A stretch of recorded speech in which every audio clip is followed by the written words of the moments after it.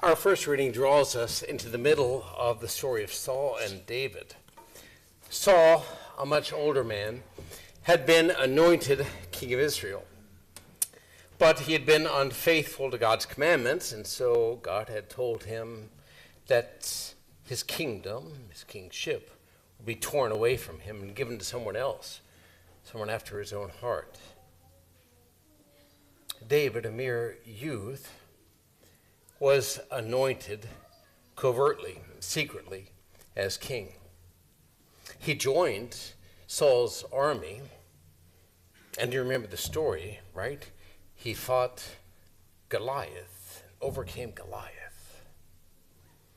And he returned with the Israelites, with Saul, to cheers and to women praising the accomplishments of Saul, and most especially David, which generated jealousy in Saul and motivated him to seek David's life. Which brings us to that first reading, where David had the opportunity. Saul was vulnerable. David could have killed him, but he said, "No, I will not touch, I will not harm the Lord's anointed."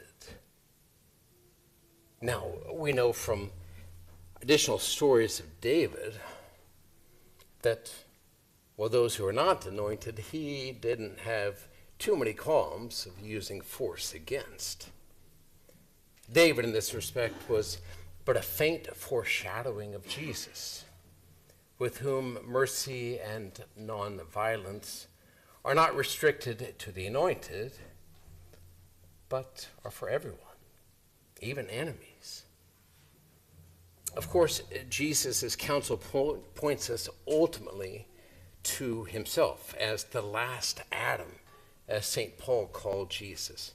He's the goal of what a fully authentic human life should be, St. Paul was saying. Responding in kind to hatred, cursing, and mistreatment is a deficiency in the human person. It's a less than fully human act. Ultimately, Jesus, well, he's pointing us to the cross. There's how evil is overcome. Not with evil, but with mercy and forgiveness and love. His is such a sublime teaching. It's so far removed from what is often seen on social media and widely known figures in public, politicians, celebrities, and others. I mean, where else do you encounter such divinely inspired and challenging moral teachings? It reminds me of a question that I was asked in this little promotional video that's being put together on our academy. And the man said something like, "What would you say to parents who aren't uber Catholic, but want their kids to know right from wrong and to be good, moral people? Why should they send their kids to your academy?" Well, public schools are good. Other Catholic schools are good too, and so is homeschooling. But obviously we believe that we can offer something that they don't, otherwise we wouldn't be opening our academy, right? You don't open a restaurant, for example, if you don't think it's going to offer something valuable or something different than what's next door, right? Obviously. So too, I'd ask you to hear this in a similar vein. It's only because we believe we can make a positive contribution that we do this, otherwise we shouldn't be doing it, right?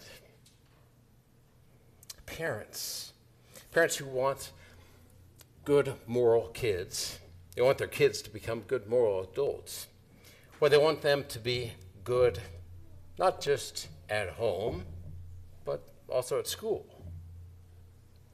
They want them to be kind not just to their friends, but also to their siblings. The entire spectrum of their life needs to be moral in order for them to be a good moral person. Now, as far as I know, the ethics contained in the gospel aren't taught in public schools. And if a type of ethics is taught, it's taught separately, distinct from other subjects, which is also a tendency of Catholic schools. I received a letter from a teacher just a couple weeks ago, which inadvertently made that point, telling me about her day, the kids this day. We're in math, we're doing fractions, we're in social studies, we're doing this, and then we have religion and we get to talk about God, which we like. It's disconnected. Something similar can be said of homeschooling. Love you homeschoolers, please don't be offended, right? But something similar can be said of homeschooling at a macro level. The family is the building block of society. As the family goes, so goes society. That's a saying, right? But the family isn't society. So even when the sublimity of the gospel ethic is taught in the home, it can be experienced as isolated from or less relevant to the rest of the world.